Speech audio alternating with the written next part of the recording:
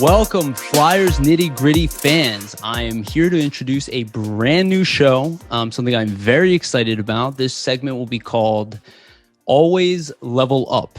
The point of this segment is talking about failure, perseverance, overcoming failure, and relating that to an athlete's mindset. For episode 1, I am extremely excited to introduce Lisa Ann. For those who are not aware, Lisa Ann is a former adult film star, but has converted her career into a sports, I would say sports commentator. I would say celebrity commentator to an extent, but also does SiriusXM Radio for fantasy football and basketball, I believe. So well-diverse, very successful person. Lisa, thank you for joining. Of course, it's great to be here. I love the title, Always Level Up, because here we are, the beginning of 2021, and I think quarantine in 2020 hit everybody very differently. And I went to my group, my village of people, the people that I have to talk to on a regular basis, and I said, what are we going to do to level up during this time? We've just been handed a shit ton of time. And what do you always need more of? Time. So we all started brainstorming and writing lists of things that have been nagging us for a year, 2 years, 5 years. Do you have a will? Do you have a retirement plan? And for me, one of the things was I had not yet recorded my audiobook to my actual book, The Life That I Released in 2015. And it's actually ridiculous because I have access to the studios at Sirius. I could have gone in and did this, but you're busy. I recorded that audiobook over the month of April, May, in my bedroom closet, which I learned to soundproof. I learned to use the equipment. I sent the content to my editor in Los Angeles. It kept her working at a time where she wasn't doing any work. And I just went through that list. So it is always about leveling up. Yeah, no, it's beautiful. And I think that's so appropriate. And that's kind of what I talk about all the time is limitations create opportunities. While a lot of people see COVID as an issue, and it definitely is an issue, look how many opportunities it's created.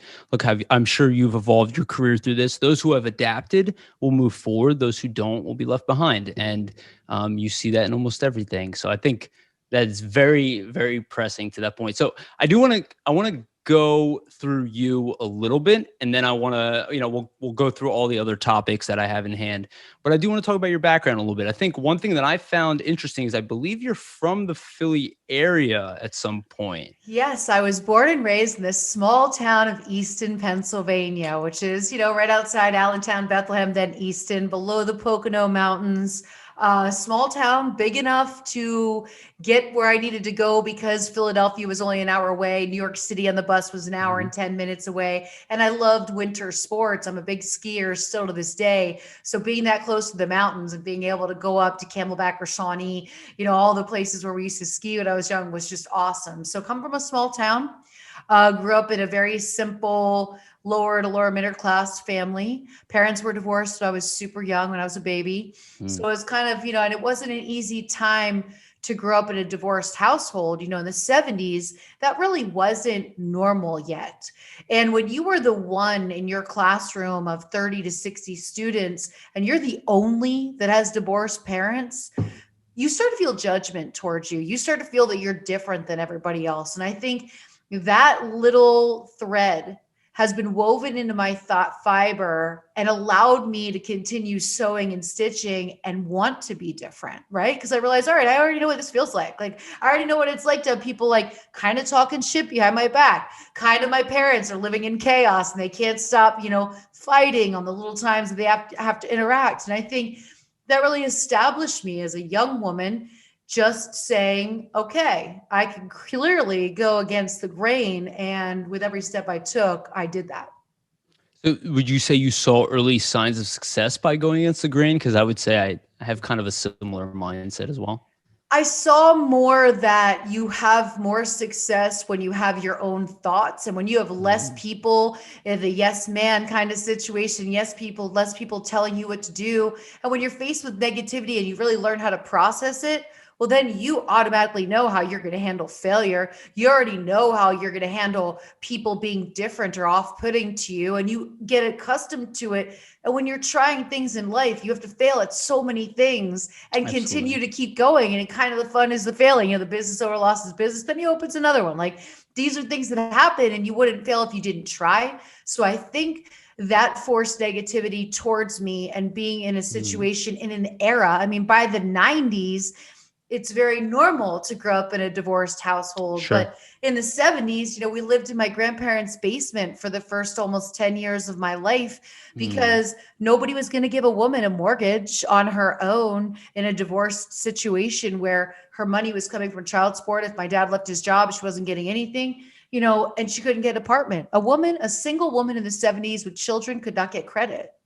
So there were all these variables that I learned really young, and I didn't process till later how different the world became and how much more open-minded we were. But that stunted me in a very good way, because it let me see it at a very young age and still go about my day. I played basketball all through high school.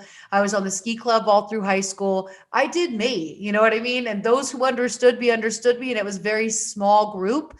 And that helped me feel okay to travel the world and see different things. I wasn't locked down by a lot of people. Interesting. And to make more of a joke of the matter, though, a little bit, is I believe you were a Cowboys fan as well. So it makes it a little bit, and in Pennsylvania, mind you. So, clearly it runs in the family, maybe a little bit about being rebellious, but I do overall, I take away from that. I think that's huge. And I think that does, it's not so much though. I think it's not so much what happened to you, it's how you responded to it, right? So did you have a certain level of expectations at the time, or did you find that you kind of let things happen and maybe you accepted things or how they were? I let things happen, but I think there were a lot of conversations with my mom and my grandparents of them coming to me and saying, well, don't care about what people think about you. Why would you care about what people think about you? Sure. And that being said to me so young gave me this open bit of freedom of well, I guess I could do anything. Why do I care what people think about me? And, not many young kids had that conversation. So I was having that conversation. So of course that had a huge impact in me just being a free spirit and saying, I don't care what people think about me. As long as I'm a good human and I'm doing right by the people in my circle, my neighbors, my community, then why do I care? So let me ask you this. So if you kind of just did your own thing, what did you really think you wanted to do, right? You obviously had kind of a crazy career, not one that you would write on paper as a kid, right? So what did you think kind of going into it as you became an adult? I could not wait to have a car and be able to drive around, have my own freedom. Okay. Yep. And very young, I had the same goals. It was really just to travel and see the world, make my own money. I saw my mom be so dependent on my dad, who would at times go a very long time without paying her child support out of just being bitter. He actually quit his job to avoid paying her child support and worked under the table. So making my own money was key. Traveling and seeing the world was key, because we traveled a bit with my grandparents in a motorhome. We had never been on a flight. My first flight ever was to California to get in the business. It was a one-way ticket from Philadelphia. So back to travel and see the world, make my own money. And I wanted to make my own schedule. And so these are my three simple thoughts. And, I surveyed jobs. I had to have a job in high school at 16 where I worked at a dentist office on a co-op program, because I was on my own young. And so I had to do these things, but that wasn't going to pay for a car insurance, an apartment. As a young person, I mean, I had forged my mom's name on my first lease, and somehow it worked. The guy never checked with her, and she found out about it, but then she knew where I lived. It was just one of those things. But I did what I had to do to make it happen. And so when I was dancing, when I started, first it was bikini contests. That's the gateway. You do some bikini contests in the tri-state area because you hear them on the radio and they sound like a great way to make money. And then I met strippers. And then when I started dancing and I realized there were these porn stars that came through the clubs and came in for, 3 days, 5 days, and traveled the world, I was fascinated. I was like, trigger went off immediately. I'm like, these girls have the life. They're traveling on someone else's dime. quite a few of them would stay in the area for 3 days after and take 3 days off and sightsee and do things. And, we'd hang out because they'd be like, hey, I want to go see the Liberty Bell. I'm like, oh, I'll take you, have a car. So I started to really look in through their window, and it took me about 2 years of working with girls that came into the club every week to really solidify a plan that I wanted to have a contract when I got in the business. I wanted to work for just one company. I wanted to be on the box cover. Like by the time I was 20, I was completely formulated in this is exactly how everything is going to go down. Interesting. So it's funny. I'm going to relate that a little bit to being an athlete, right? Because you're about that same age, and people can scoff at this if they want, but the gifts that you have are not completely natural, right? I mean, I'm sorry, they're not. A lot of them are completely natural. Yeah, like sure. Like not everybody can get naked in front of people. Exactly. There's a big one. That's what I'm saying. So you're kind of taking this huge leap. You're kind of finding a way. So through that whole process, did you ever doubt yourself? Did you ever kind of think, or was it really just because, again, athletes have this mindset where their idea is, I'm going to win, right? You have to go in with it. Did you go in with that kind of mindset expecting, I mean, from my understanding, I went in we're number one in the world. So I went in that no matter what, I was moving to California. I watched 90210 growing up. I knew I was going to live somewhere else. That's where the business was. It all just synced. And all the girls that I was meeting at the club in Reading, Pennsylvania, Al's Diamond Cabaret, if you've ever heard of it, used to be a BYOB when I worked there. It was crazy. Guys were just bringing kegs and cups. Oh my gosh. And I realized, okay, there's my two things. Like, I want to live in California. The business is in California. I now already have friends. Like, I already know people. So when I go out there, I won't feel totally alone. Mm-hmm. And it was just, no matter what, I was going to live there. And, I just had a girlfriend from Pennsylvania come to me the other day about moving somewhere. And I said to her, I will never tell anybody not to move somewhere. I believe moving around can be such a freeing and great experience. And if you don't like it, you can always go back to where you came from, right? But if you don't explore it, you're going to have this nagging thing. Like, think about those moments on your deathbed. What is going to be nagging you? The things that you didn't do that you wanted to. With athletes and the drive that they have, one of the things that I have in common is, the financial situation that you're striving for, right? You grew up in a situation that you resent, and you find out that you have somewhat of a skill set to take you out of that situation. The first thing you do is hone that craft, and you say to yourself, I will master this. I will get good at this. I will not be in this financial situation. It's amazing how many athletes I speak with and interview, and, they talk about how humble their beginnings were. And those are usually the athletes that can, believe it or not, be way better with their money and live off of endorsements and not spend any of their check because they 100%. Know they're saving this forever. There's definitely a divide there, right? Financial literacy is not where it needs to be in professional sports yet, especially in the NFL, because there's such short-lived careers. And I don't think their agents tell them, hey, this could be 3 years. Let's just look at it like it's 3 years. If it's anything after that, it's gravy. And I think they look at it maybe like MLB or NBA, or they're like, that guy's 35. He's looking good. He's out. It's not the same in football. So one injury and you could be done, right? If you're not on a good contract, you could be jobless without a lot of money in the bank. So those were the driving forces. And I never really looked at it as succeeding or I'm going to be the best. I just looked at it as, if I can make enough money to live in California, to save some money, if I can make my own schedule, and if by living there and getting in the business, I can travel, I'm already winning. There's nothing else I want. Absolutely. And you're definitely aligning all your goals. It seems like you were hungry. So at what point did you realize, hey, I'm not just good at this, like I'm exceptional at this. I'm kind of separating myself from the pack. Did you have to, this sounds kind of weird, but did you have to change your work ethic? Did you have to change stuff that you did? Like maybe at the point where, people were getting more famous. I was lucky that when I got in the business, there was no social media yet. So that was cool, right? I had this time to grow into myself before everybody could tell me anything. And by the time they could tell me things, I was strong enough to be like, that's a stranger. How far am I going to take his words, right? But I did get to work with a nutritionist and a trainer when I first got to California because the company I got a contract with wanted me to slim down a little bit. There you And go. that experience added an element to my life that even when I'm done with this with you, I have the gym reserved. I'll be doing my workout Yeah. tonight since I didn't get to go in the morning. And it's become such a part of my life that it's a mindset. It's healthy. It keeps me inspired. It's when I take a break from sports radio and listen to music. It's just an escape. It's my 1 hour a day. And those were great habits because you can't stay in great shape if you party. Just like with Absolutely. athletes, you can't be good on the field if you party.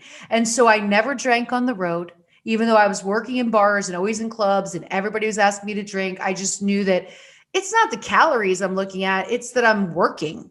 And to me, Yes. common sense was you don't party when you're working. This is when you're making your Sure. money. And if you're going to have cocktails, it should be with friends that you trust. They're going to look after you, that you feel safe with, right? So that little bit right there of not partying on the road, I honestly think is what made me famous because I don't think there's any level of fame that can be achieved by fans or by anything. I worked more than anybody else. I Yeah. was invited back to every club I went to. I was invited back to every appearance because I didn't miss any shows. I was never drunk.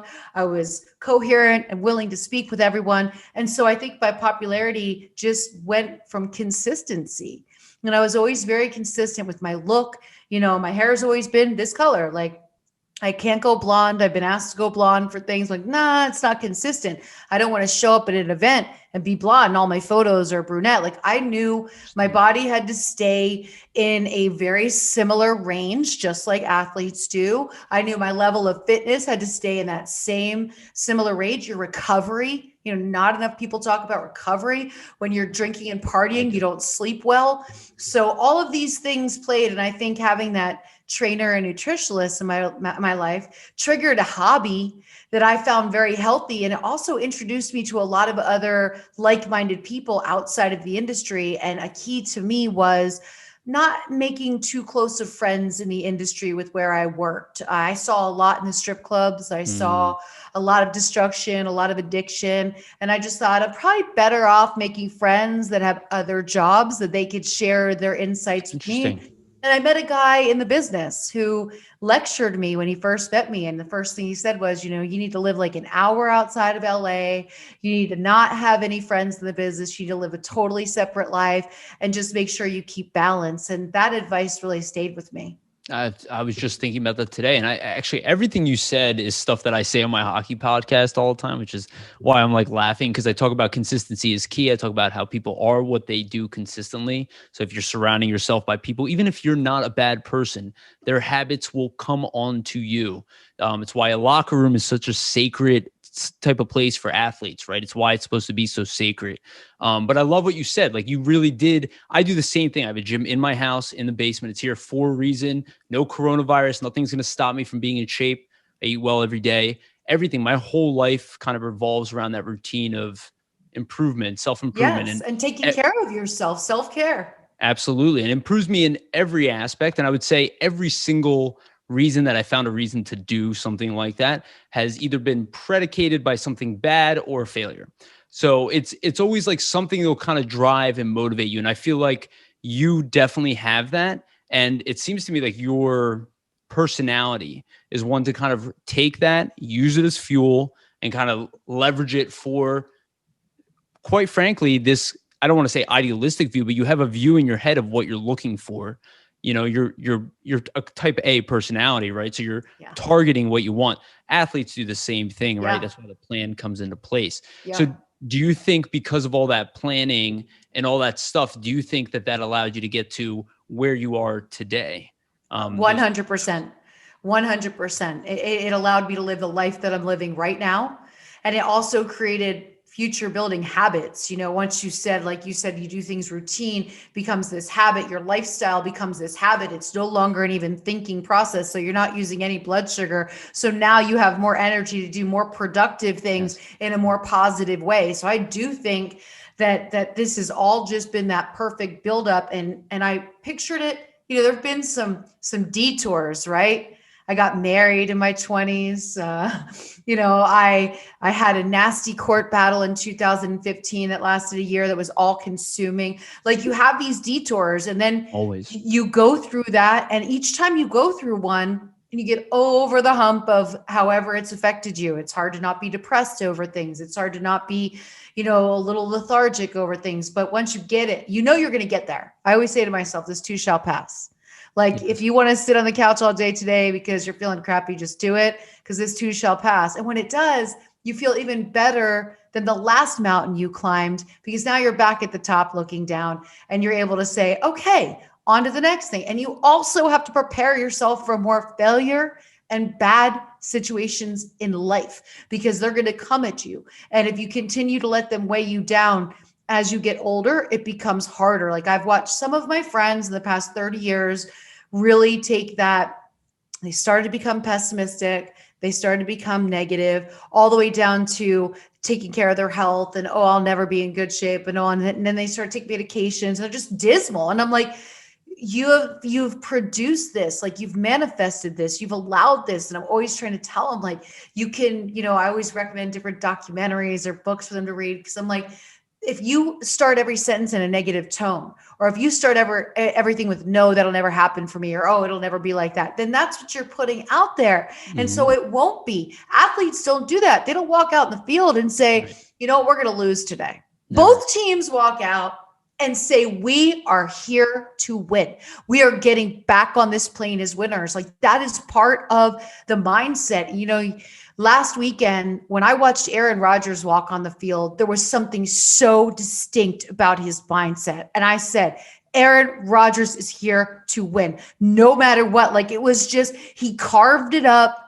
He went back to Lazard after Lazard had that drop. He was so laser focused. And I listened to him every Tuesday on Pat McAfee. And he talked about the little tip that he gave Lazard about kind to get his defender off of him, right? This little move. And then they did it and it worked, right? The fact that his mindset is also sharing that wealth of knowledge with someone else, because when you become that laser focused, your goal is not just about you.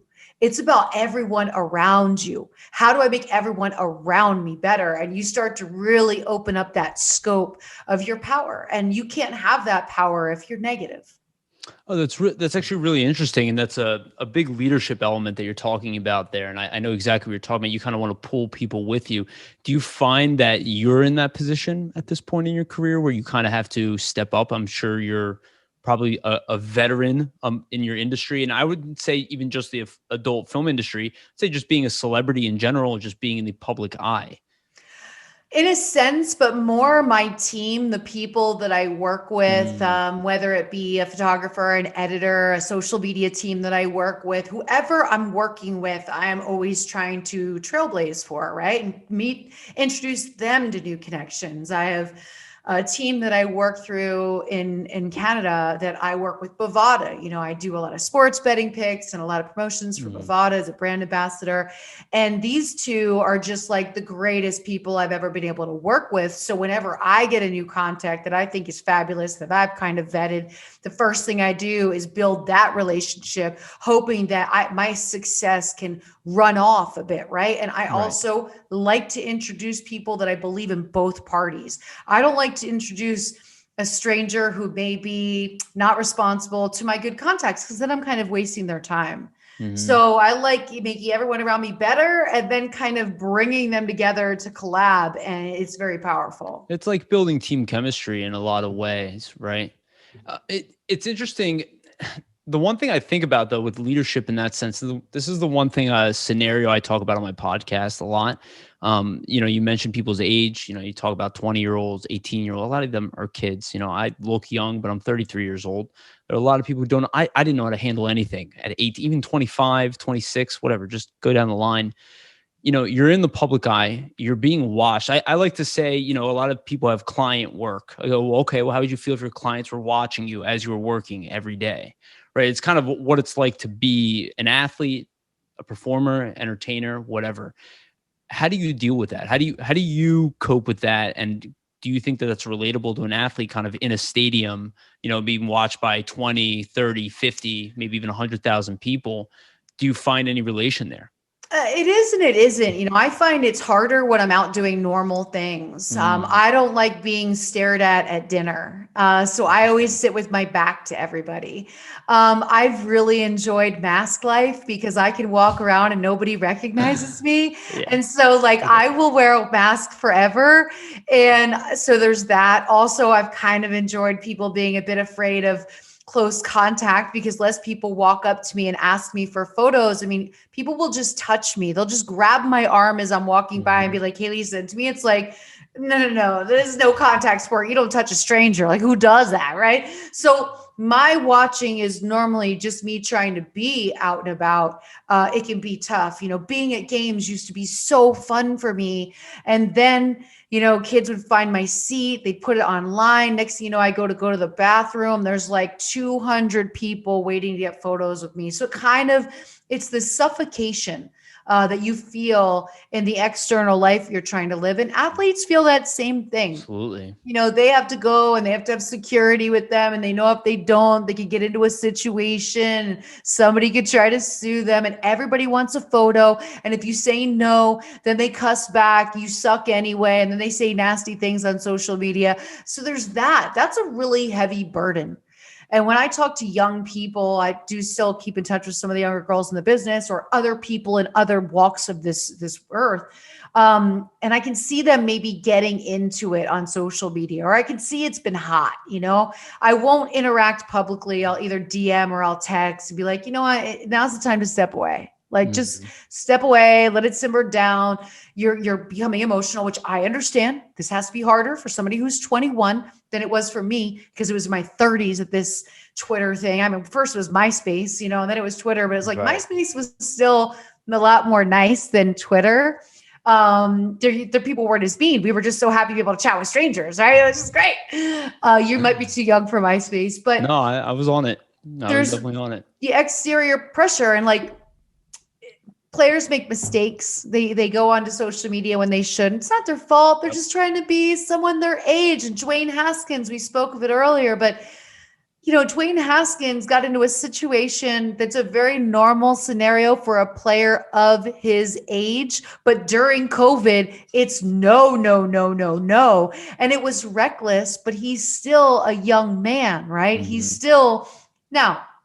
If his stats were better, I'd have more empathy, but he doesn't have the best stats. He needs to work on his game. But again, it still is a mistake that we would look at as minor in any other walk of this thing. Now, luckily today he signed like 1-year deal with the Steelers. So at least he has, somewhere to put a helmet on, which is fantastic. But at the same time, that week, there's times that sports media, I'm like, man, like everybody, like I might stat shame him because he had 5 touchdowns, 5 interceptions. And my stat shaming was about the fact that I would never be a girl in a room wearing his jersey with those stats. Like if I'm going to wear your jersey in a photo, I'm going to look up your stats. And if they are that bad, I'm not wearing it. Okay. I'm just not doing that. So I made light of it because that's just kind of like to bring that a bit. But I was really surprised how hard everybody was being. And I'm like, half these retired athletes that are now broadcasters, they did way worse in their early 20s. It's just there was no cell phones and no social media. Absolutely. And we see that today. We actually had a story come up the other day. There's a star player named Jake Voracek who plays for the Flyers, kind of had an outburst against one of the Philadelphia Inquirer writers. And he called him a weasel and some other stuff that I don't want to repeat here. No, but like, well, I'm thinking about it in those, Philip Rivers cuss right there. Philip Rivers. It was pretty great, but there is a lot of tension there. And Voracek in particular is not somebody who ever shies away. It's happened in the locker room amongst media folks. Typically, was it right after the game? It was right after the game as well. What is the press cooling off period for hockey? Because I'm trying to learn hockey this year. So, it's a new sport I'm picking up. I would say that's a good question. I would say probably no longer than about 20 minutes. Probably. That's not enough time. And this is what you look at the athletes and like in the NBA, they're sitting at the podium. And I always think of George from Seinfeld when he talks about the shower that doesn't stick because you're too sweaty from the gym. Half the time you see the guys at the podium, I'm like, their shower is not sticking because they had to go out there in 10 minutes to do this interview. And there's intensity. There's blood sugar levels. If they didn't grab a quick snack, they're super hungry, which makes them hangry. There's, it's a moment in time, but because it is a moment in time that is captured by the media, it is now a big moment in time. Right. It becomes a big thing. And well, that's kind of the whole thing is that I always feel like there's kind of this underlying Philadelphia is very harsh. Oh yeah. Sports right. And there's other cities, but Philly, we're tough. Yeah. I was with you, right? We talked about this a little bit. I was at your birthday, several years ago. Yep. One thing that I did take away from there, I know we were in a VIP section at a strip club, right? And we're surrounded by people. And I obviously there were other people who were probably, in your industry, but out of nowhere, I remember a bunch of paparazzi show up, just start taking pictures out of nowhere. I never experienced anything like that before. Is that something that really gets under your skin on a regular basis for you on that level? Do you find yourself resenting the media for that? Or do you kind of just accept it over time? And maybe you have like a moment there, but you kind of just brush it off and goes, it is what it is. I am pretty good at bobbing and weaving and knowing if I am at an event or if I am out in public, that's probably going to be part of it. But I feel bad for celebrities who get like chased down and they can't take their kids to school and they can't go to the doctor. Like, to me, that is troublesome. And Los Angeles has awful rules for paparazzi. New York City is very different. They're not allowed to camp outside where you live.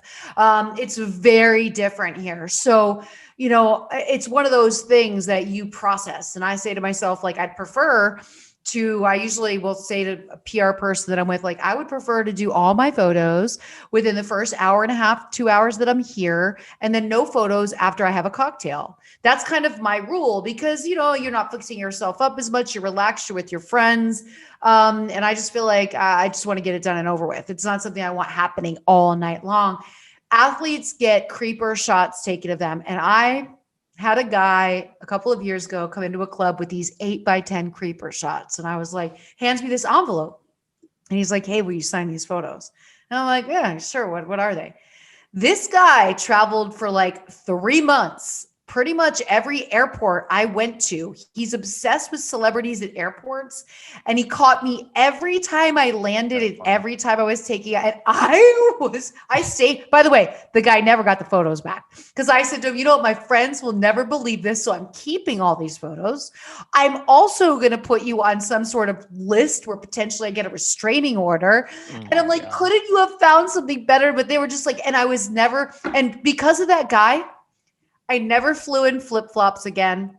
I never flew dressed casual again. I always made sure I had makeup on because I realized, oh my gosh, this guy's been doing this to me. And I've been like traveling comfortable, right? And so this guy traveled and handed me those 8x10s. And I was like, whoa, that's a bad look. You better do better. You're never allowed to wear flip-flops outside of your house again unless you're at the beach on vacation.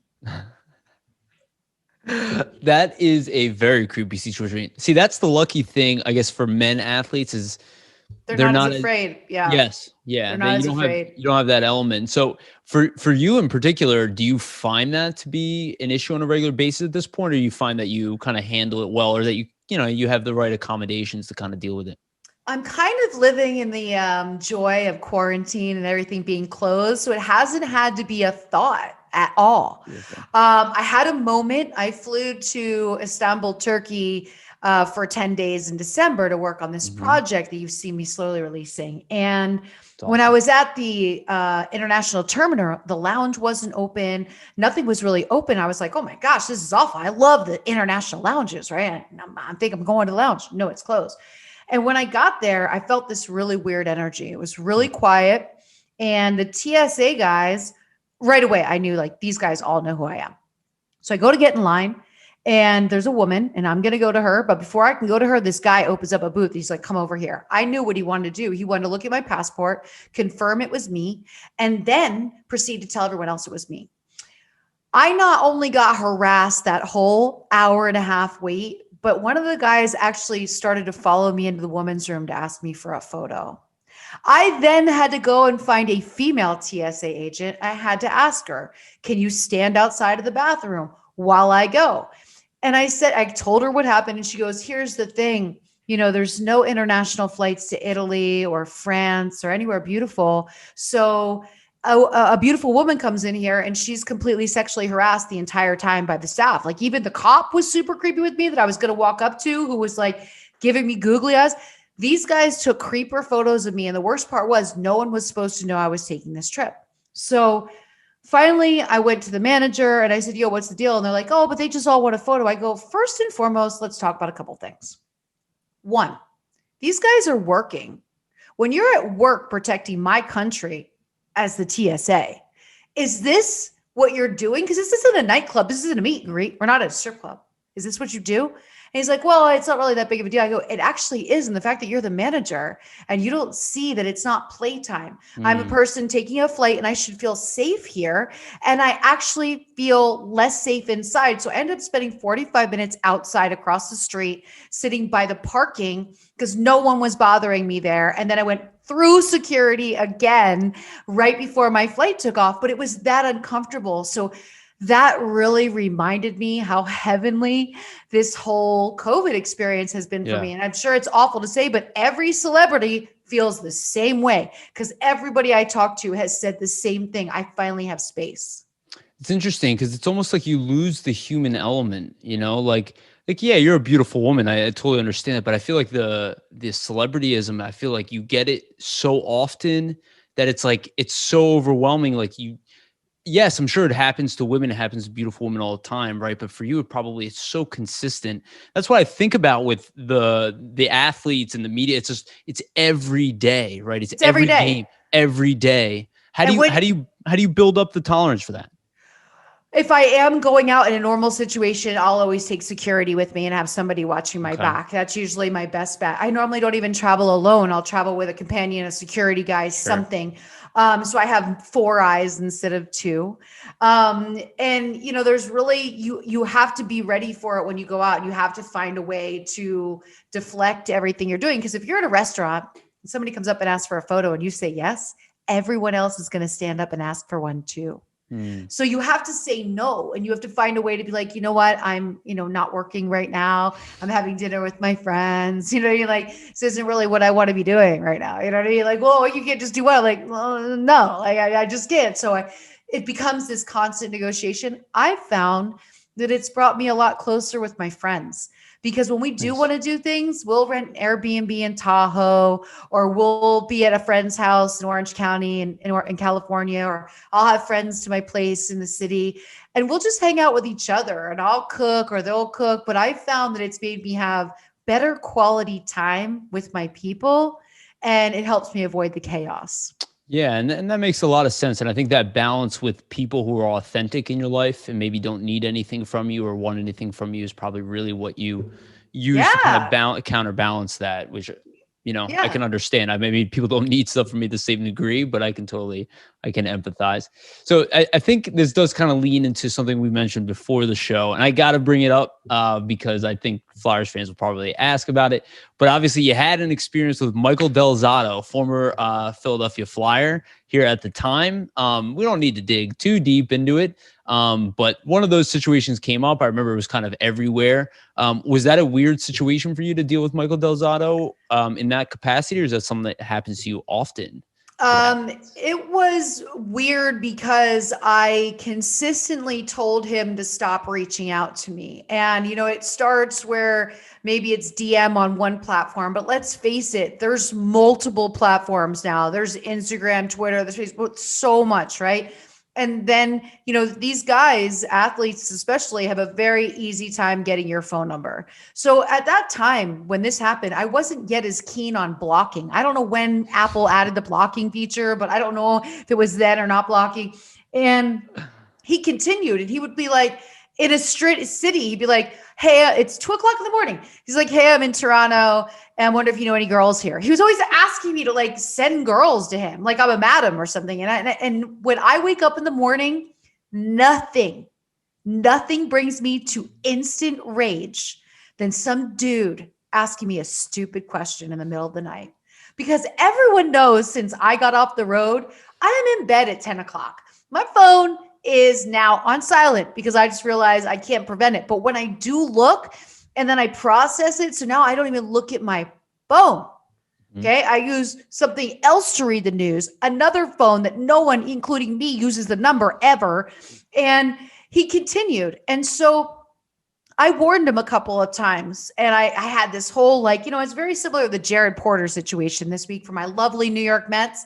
I had situations where there were so many direct messages that I would screen grab them and send them to him and say, do you want me to put these on social media? Because you can see how many times you've sent me the same message. Well, eventually that's what happened, was after months and months and maybe even a year of him just continuously coming at me and having other people come at me. And sometimes it was to see me and sometimes it was to see other girls, whatever it was not happening. And when I put it out there, a bunch of other girls came forward and said, yo, he texts me all the time from different cities, asking me if I have any friends here and if I would hook my friends up with him. Like, what is this guy's delusional? Like obviously it's not working. You know what? I can remember one of my last messages to him was something like, just get an escort like a normal person. Okay. I will say this. I will say this. If we go back to our previous conversation, athletes are determined. They want to succeed. There's the determination right there. Yeah. And also some athletes get a sense of entitlement because they're famous, and I will say what I learned from athletes, and there's a great divide. There's the athlete that wants to be with the girl in the industry, but he feels he's better than them. So there's some shame. So they never want. Then there's the other side, the guy that thinks, oh, if I know her, I'm going to get to meet all of the other girls. There's no normal scenario in this, right? So it comes quite often. There's been quite a few times where I've had like a date lined up where I'm just going to meet a player for dinner. I like to meet all the players. I like to hear their story. I like to get to know them. I follow enough sports. It gives me some backstory. Sure. And it's like the 20 minutes before, hey, yo, my boy's with me. Can you bring a friend? No. Now we're never talking again. Now the date is off and it's done. I don't run errands for people. Like, to me, me organizing a friend for your friend is running an errand, and I'm not doing that. So, the Delgado thing it just went on and on and on. And when I found out that other women dealt with the same thing, and then when you hear Jared Porter, I mean, over 60 messages, buddy, like, someone take your phone away. Your phone should shut down after you send 25 messages to the same girl and she doesn't respond to you. Your phone should just shut down on you. It shouldn't allow you on there anymore. But some men are so aggressively persistent. And you can be nice. And I've been very nice. But after you say no so many times, you have to say to them, like, okay, no meant no the first 100 times. Now I'm just going to shame your ass because now you're going to see what this feels like because you're annoying me. And it was relentless. And I can remember him going through a couple of friends. My friends would text me. He's like, yo, Michael wants your number. He says he lost your number. No, I fucking blocked that motherfucker. He's DMing me because he doesn't have my number. It was just nonstop. Yeah. DZ just got called out for being extremely thirsty. It sounds like athletes, just like normal people, need a dating coach of some sort. A dating coach is a great idea. But now athletes have more fear, right? Because more of them have been called out for these types of things. But besides athletes, dudes, be cool. Just be cool. I agree. Send 3 messages. If you don't hear back, relax. General that is rule. Not when you then go to email, Twitter, Instagram. And you know what else dudes will do? They'll see that you just posted something on Instagram and they'll start texting you. And it's like, wow, because I have a pulse right now. And my phone is in my hand right now. So this is your moment. It's not about you, and that's not just one guy. Normally it's like 50 guys when you make a post on Instagram. So you're like, oh, the thirst. Well, absolutely. What was going through my head, I was like, oh, that story is so normal. And I was like, I know so many guys who behave that way. And I actually just tell people, and this is a general rule I would say with just humans, is like match people's energy. You know what I mean? If somebody is not, given to you the same way, and if you're going aggressively, the other way over and over again, you're just going to push that person more and more and away. Let's talk about time. I grew up in a time where you had a landline, and I grew up where we had a landline before we had an answering machine. Okay. Yep. So your friends had to arrange a time that you guys were going to be on the phone, right? And you knew those hours, right?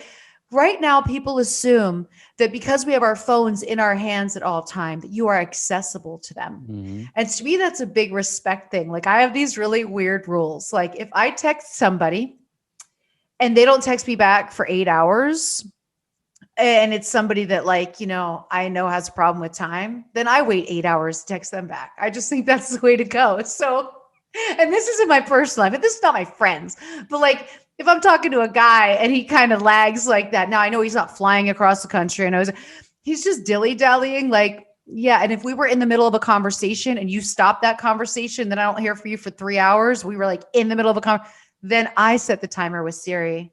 I won't write back to you for 3 hours. Like, train your people.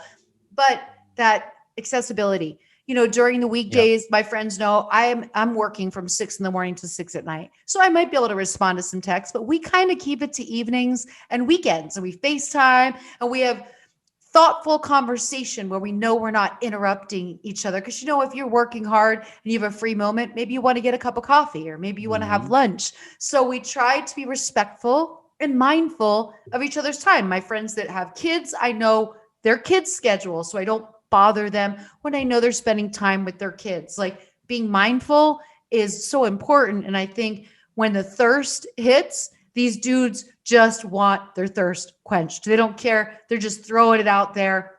Multiple girls at one time. But why would you ask a girl to send you another girl? And I remember asking him back. I remember hitting him up once in Pittsburgh and saying, yo, I'm in Pittsburgh. Do you know a guy here? How did he react? He ignored it. It's just not even funny to him. You know what I mean? It doesn't pertain to him. What are you talking about? She must have the wrong number. She's not sending me a girl. She's not answering my question. I mean, entitled people with that much ego don't see anything else. They don't know what you do, who you really are. They don't care. Let me ask you something, actually. Since you've met a lot of athletes, do you notice any correlation with an athlete's personality and their success? I do. A huge correlation. Yeah. As you're saying it out loud, because Delzato was a very talented player, and I'm not knocking him for his skill. He always had a lot of skill. He's always kind of a borderline player, and he always kind of he didn't hit expectations. He was always a good player, but he wasn't good enough for his skill set. And I wonder is he distracted in life? Like you're telling me these stories, how focused are you if you're doing that? How much self-control do you have? And also, athletes that are very successful don't come at women that way. They also know how to communicate better because they're obviously maybe in more business dealings, or maybe they're just had a better upbringing, or maybe they just see people as people and they treat people like they want to be treated. They want success, so they work towards success, and they carry that over in how they direct all of their interactions. And it's really fun to watch some of the players that I'm really watching thrive in the NFL and the NBA right now that I met when they were first starting. And I just knew just by how they interacted with not just me, but with people around, whether it was at a sports event or at a restaurant, and just how kind they were and how considerate they were. I was like, oh yeah, there's no doubt about it. This person's going to do whatever they want to do, because all the way around, you got to be good all the way around. You got to be great. And being great isn't just being great on the ice. Being great is having women out there saying good things about you. That is very true. You are what you do consistently. I would agree with that as well. Is there anybody in particular that you think is either a sweetheart or just like a good person, like somebody you remember of any sport, any kind of athlete that you think kind of comes off that the right way? I hate to give names because then everybody assumes that we hooked up. So I kind of leave. It's one of those things. It's like I don't wear players' jerseys anymore because people will think I hooked up with the player. Like so many things I can't do. It is such a burden, but I've managed to make it work because I just want to create a good space for everybody. And I have a lot of trust. And I have players that. It started in the 90s when I was meeting players on the road, and we're friends now, and, they're in their 40s. And so the privacy that we've always had has been special.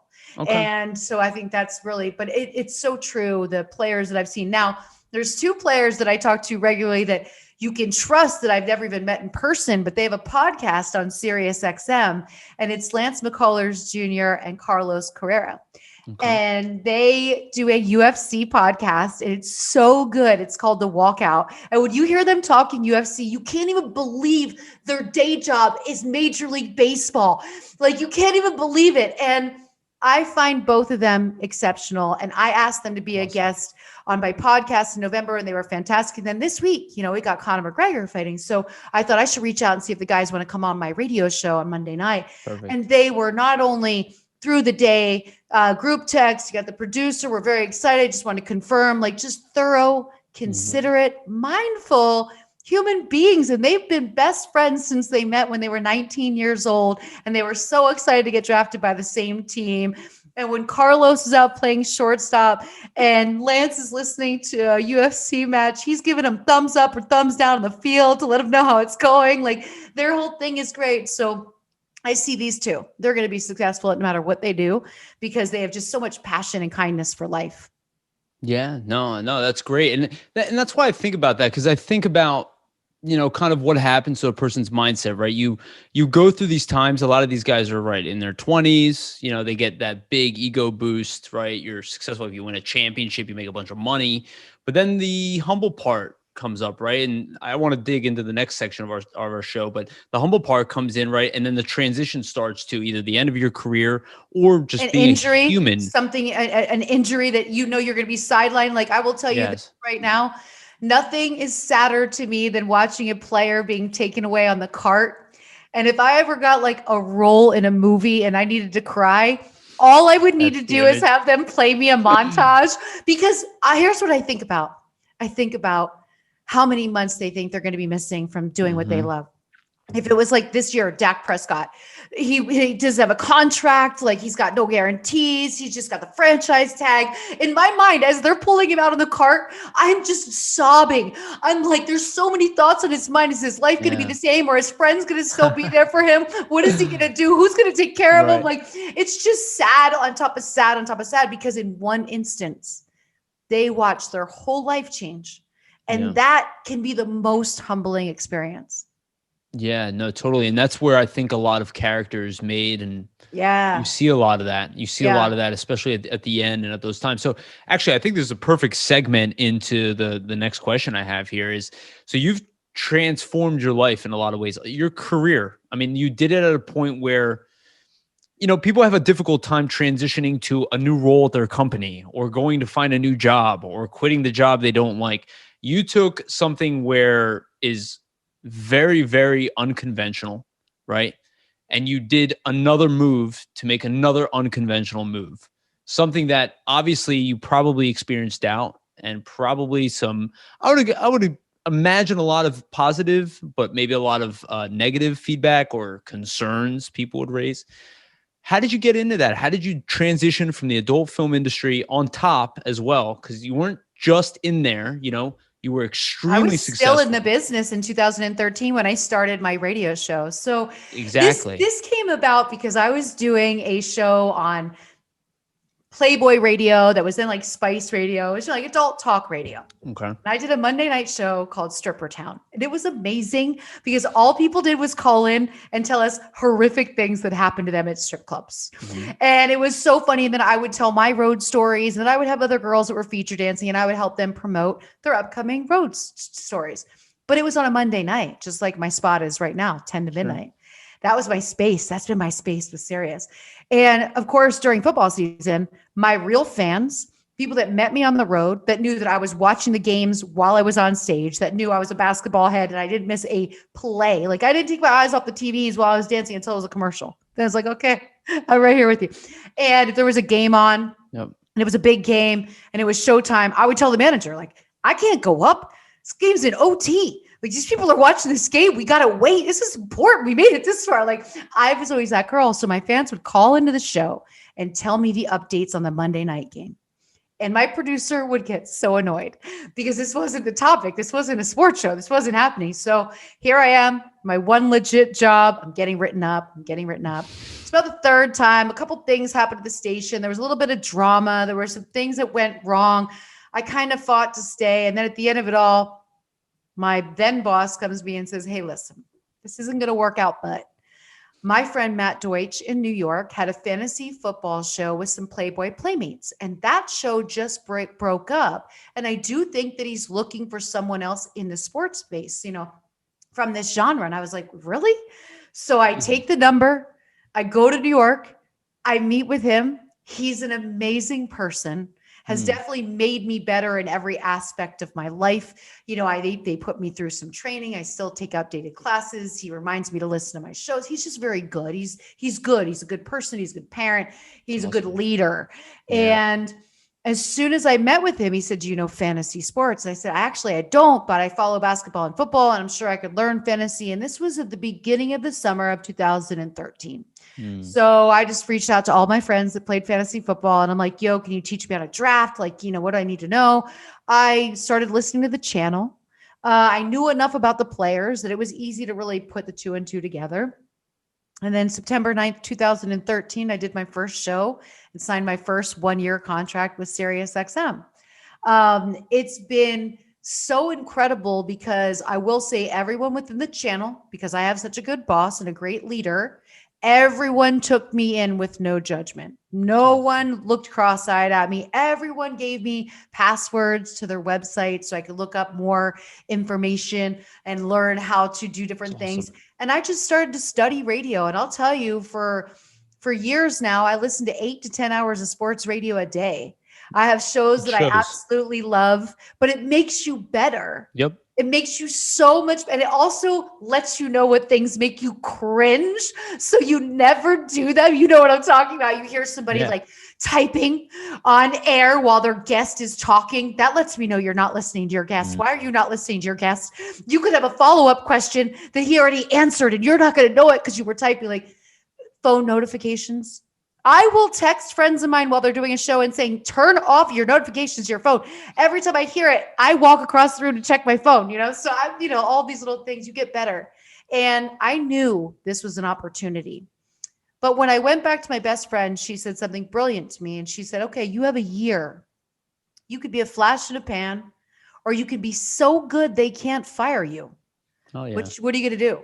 And I was like, this is going to be my job. This is what I want to do. And that's what I did. And I went on, I would go 3-4 shows a week and just do guest spots. You do a lot of stuff in radio for free when you first start. I still do a lot of stuff for free, but that's getting your name out there. It's getting you better. You're learning cadence with other hosts. You know, before I go on a show, I go down the rabbit hole, listen to some of their shows, and I get to know them a little bit. You fall in love with the quirkiness that you get from all these different hosts. I mean, I'd rather listen to sports radio than watch television.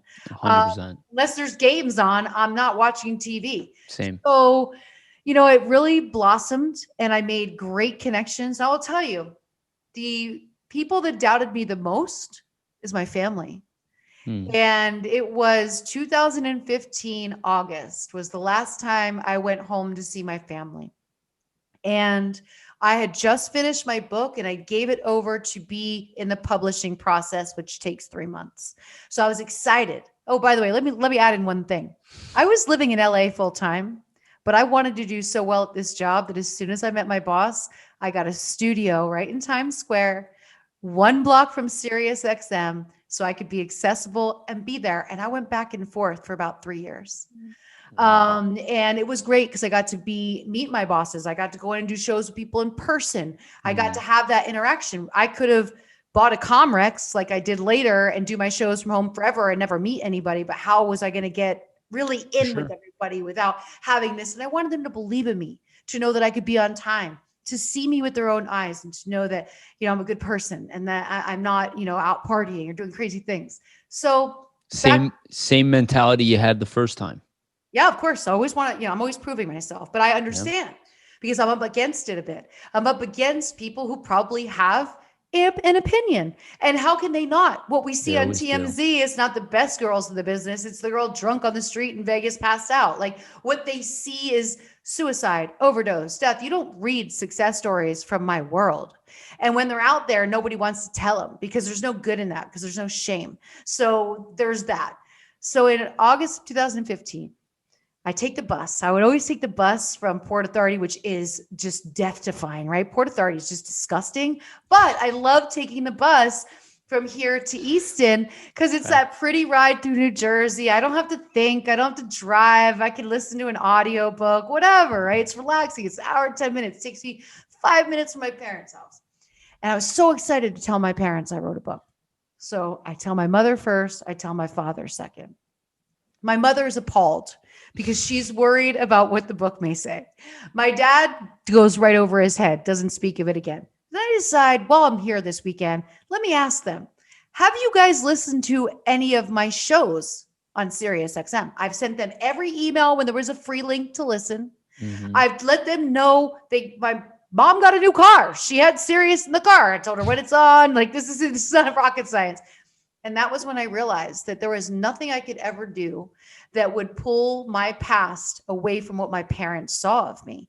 And I saw that they saw failure and that there was nothing I could do. So instead of spending more of my energy trying to win them over when they were never on my team as a young person, and I worked so hard to have a relationship which has been sporadic, and my dad and I didn't speak for 20 years, then we spoke again.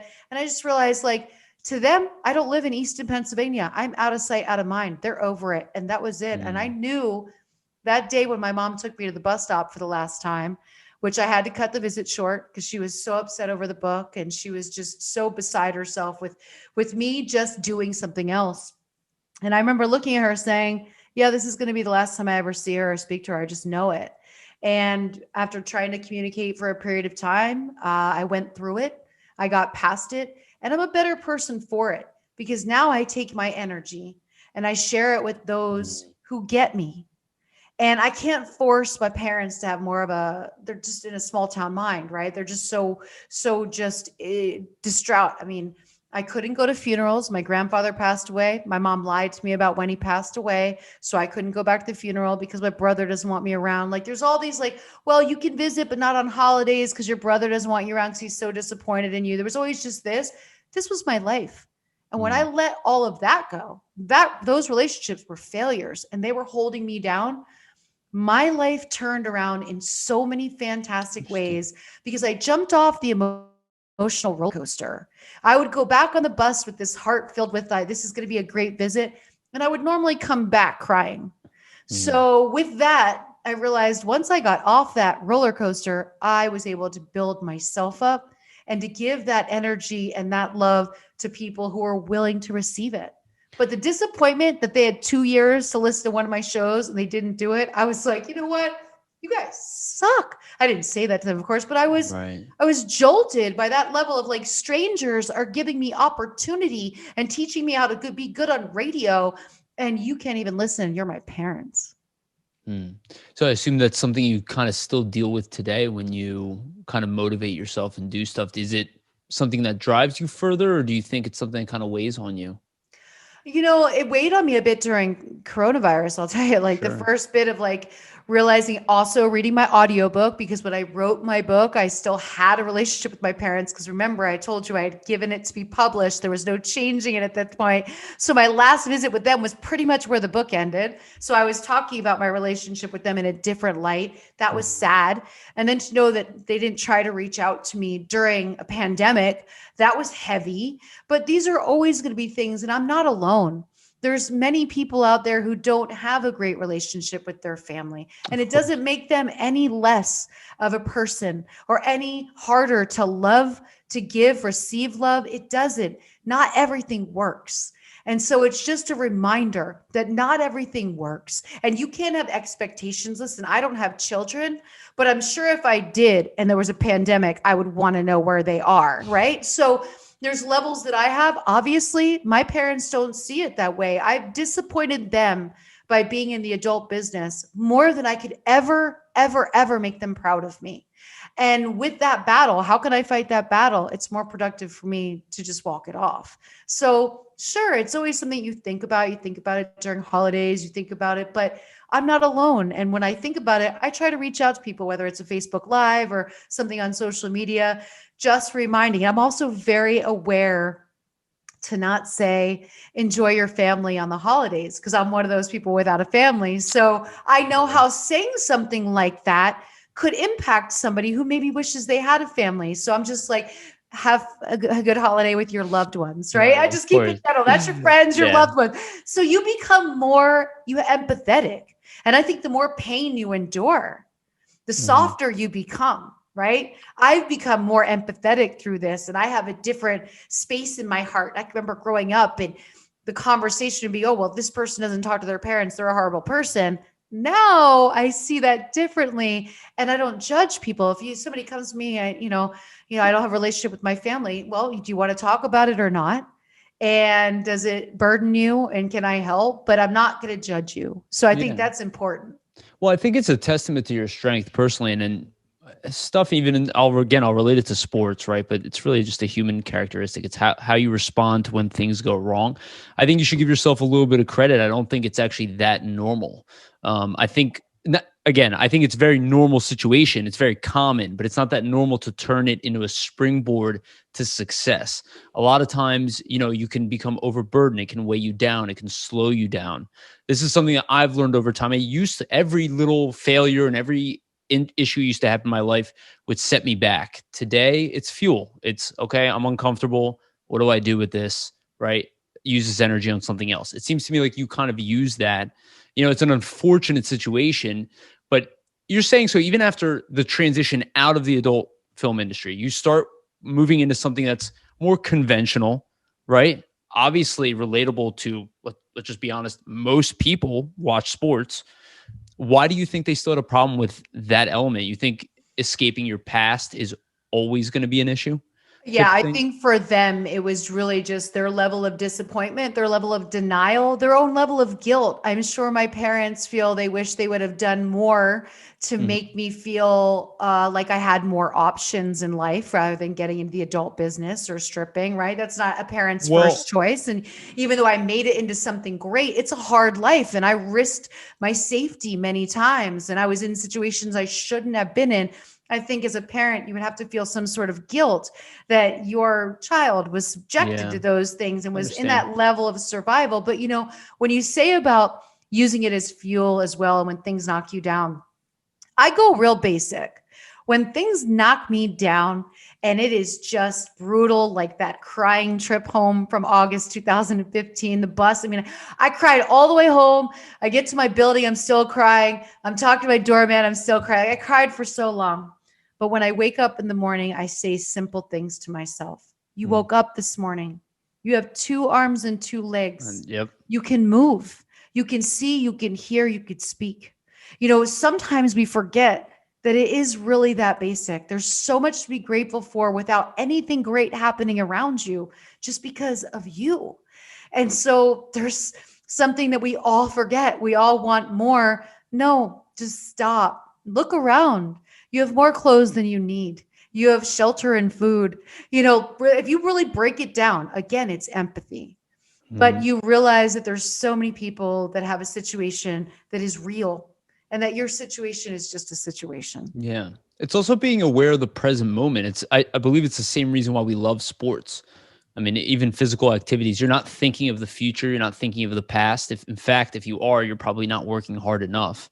That's the thing about working out. That's how I think of it. But with sports, it transcends time, and not to sound cheesy, but love too, right? It's also, that's the idea, is that you're not thinking about, oh, where are we going to be tomorrow or the day after. You're with that other person. You're completely enveloped in them, right? You're in the present moment. And I think that's how you're kind of working through it in a lot of ways. You're kind of just like, hey, what is real? What is actually real? Not what am I thinking in my head?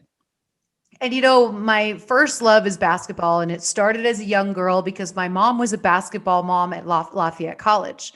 So at the time she was dating the coach at the time that coached the team. So she would cook with other moms for the away team. So they would have a meal before they get on the bus, what have you. But for us, what it meant was we went to every single Lafayette home game. And, Lafayette, I lived in Palmer Township. Lafayette's on the other side of Easton, up College Hill. For us, it was a whole trip. Okay. And what I remember the most was that was the one time that none of our lives' burdens were in our mind. My brother and I walked in and we started to hear the sneakers squeaking.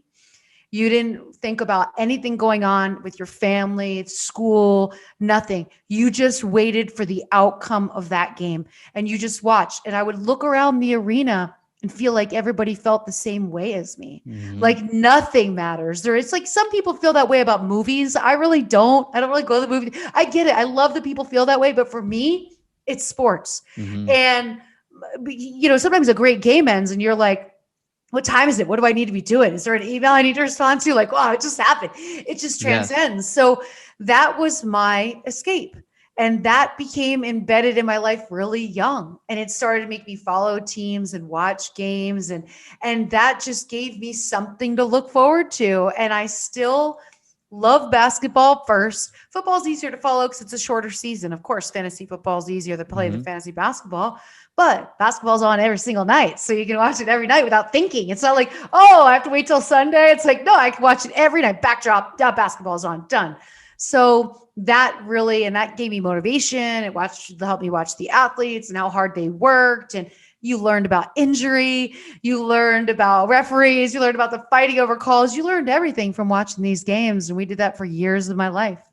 I love that so much. I love that you took that, and it's clearly very authentic in who you are, the sports fan in you, and I think it's what made your transition real, and I think it's why people open the door for you, because I don't think they would have opened the door for you just because you're like, oh, like what are sports all about? You're like, no, I'm obviously obsessed. So when it was time to open the door, it's not luck, right? I talk about this. Luck is when opportunity meets preparation, right? You were already way prepared to talk about sports. Yes. You know what I mean?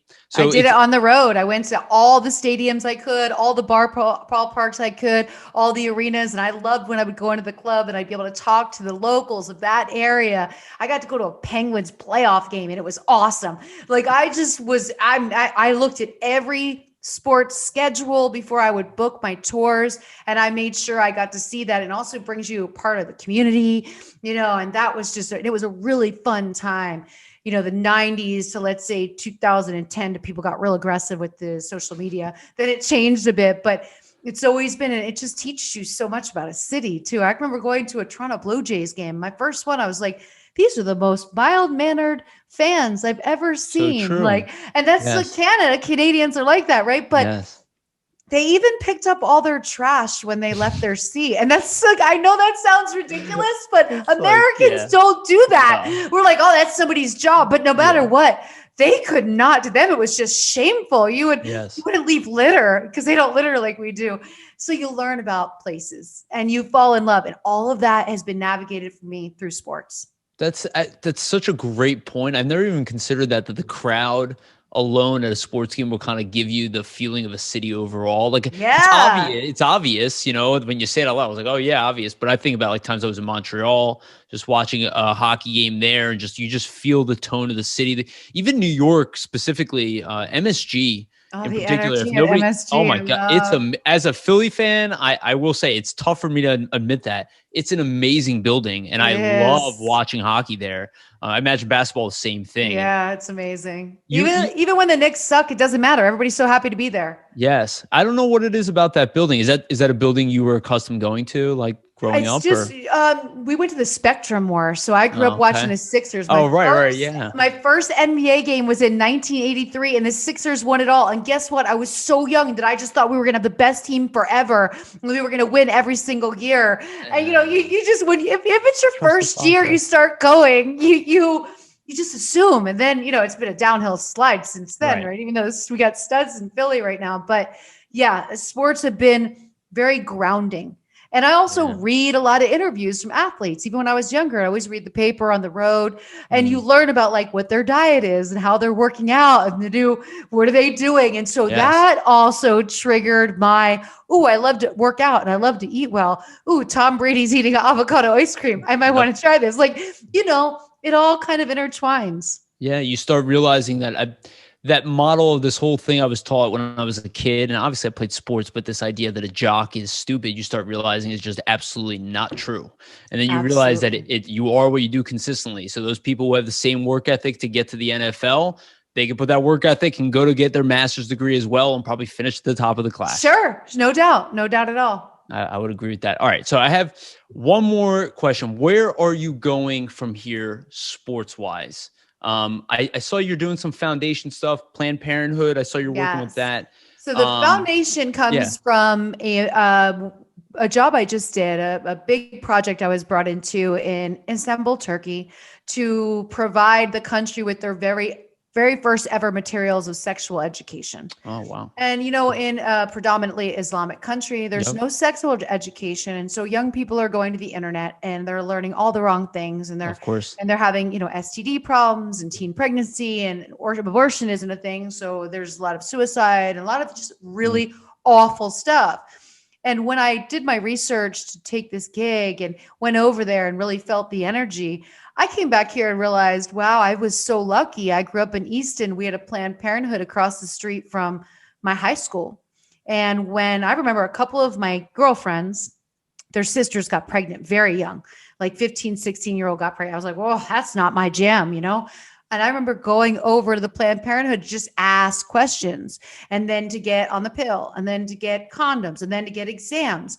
And so when I came back, I realized I have such a sense of gratitude for how my sexual wellness was helped by an organization that we have in the US that most other countries don't have. Right. So why not spearhead a fundraiser to help them raise more money? Because now is a time where, you know, women and men, if they don't have insurance right now, maybe in between jobs, maybe they're dealing with something, you know, pandemic related, that they don't have the money, or their job, you can go in for exams for free. So I wanted to pitch in on that, and hopefully more people will take advantage and still be taking care of their health. You know, people have been putting off just regular doctor's appointments because they're afraid to go to the doctor during COVID. And that's not going to be great when it comes to screening for cancers. You know, we're going to see things growing at a rate now because people have been afraid. So that's where the Planned Parenthood comes from. And where do I see myself? I see myself right where I am. I love everything I'm doing. Everyone's always like, you got to get on TV. I don't want to be on TV. I will do my social media stuff. That's as much camera as I want to do. I don't want to be worried what I look like for the rest of my life forever. I love talking on the radio. I love doing my podcast, which is also produced by SiriusXM, but you can listen to it everywhere. The Lisa Ann Experience. I just like what I'm doing. I'm finishing my second book. I want to continue to write. I just love that I get to just create, right? And I just get to be. And my bookmarks are my shows for Sirius, my podcast. So I have a Monday, a Thursday, and the release of my podcast on Wednesday. The rest of it is really for me to like kind of arrange and do things and get into projects and work on my social media. And it's all just like, wow, I can't believe I've created all of these activities that are keeping me busy from home while we're not doing events or traveling or doing anything. And I'm thoroughly enjoying it. You know, I'm thoroughly just very content where I am. And so that climb up the ladder, the next climb I'd like to retire in another country, and I'd like to buy something in Italy. So that's really probably my next adventure. And there's been some hosts that have moved to other countries that can still connect with Sirius and do their shows. So, you know, there's like that option too. But for right now, I'm just real happy where I am. And so instead of creating more movement, I got involved in more charity work. This is one of many that I'll do this year for different charities. And I've become a minimalist. So that's changed my life a lot. So I have more free time because I have less stuff to manage, and I buy less stuff. So I have more free time. So I've just really changed in every way of my life. And now I'm just sitting here like, yep, this is what I worked for. And you sound very content and satisfied. And I think that's really awesome. Okay. Well, that's been an awesome story. And that was a really good journey. And I think that worked really well and what I was hoping for overall. And one last shout out, anywhere else you want to give a shout out where people could follow you? Obviously at The Real Lisa Ann, Twitter, Instagram, Facebook. So follow me there, stay engaged, stay in touch, stay positive. You'll never see me talking news. You'll never see me talk. The most serious thing I might do is complain that I had to wait to get Kyrie Irving off of my bench in my fantasy basketball league for weeks. And I felt like I couldn't complain about it because, you know, is this political? Like, what's his deal? Should I say anything? But I'm deep down inside, I'm pissed, right? So a second round pick, you know what I'm saying? You know, I'm looking at Luka like, Luka, you can't get hurt right now. I need you for everything I got. So you'll never hear me go anywhere. It's just, I just want to share my vibe and create a nice tribe around me. That's awesome. Yeah. And definitely make sure to check out all of her content. You can find it, I'm sure, all over the web and obviously on SiriusXM. Lisa, and this was so much fun. Thank you again for doing episode 1 with me. We'll be doing more of these. Again, this is a show about kind of overcoming failure, overcoming failure and perseverance, and just finding success at the end of the road and how it relates to life. And I think this was a perfect example of how human people are. So I think this was perfect. So thank you so much for joining. I enjoyed it. I look forward to coming back on again. I also look forward to listening to your other interviews. I will definitely have you back on. Thanks for listening, everybody. And remember to stay